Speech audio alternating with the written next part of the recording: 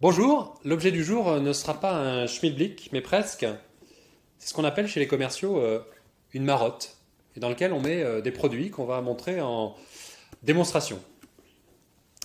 Cette marotte illustre une réunion commerciale qui avait lieu suite à la reprise d'une entreprise par un président directeur général.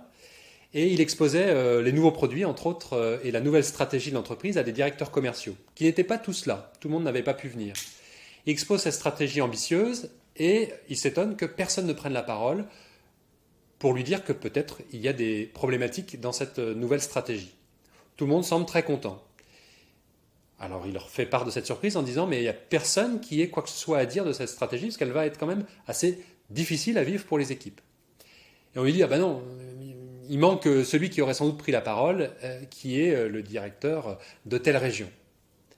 Il me dit le directeur de telle région, là, Jean-Louis, il est où? Il n'a pas pu venir.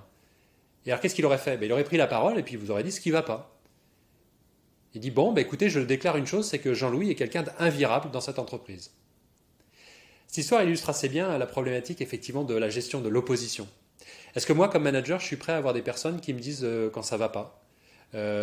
Effectivement, qu'ils le fassent sans doute dans une attitude constructive, mais peut-être qu'ils ne me déplaisent ou qu'ils ne me plaisent pas toujours plutôt.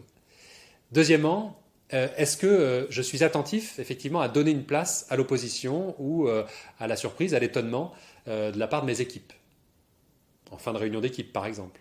Et puis troisièmement, est-ce que je demande par exemple aux plus jeunes ou à des personnes de passage leur note d'étonnement, ce qui les a surpris dans ce qui semble pour nous une habitude.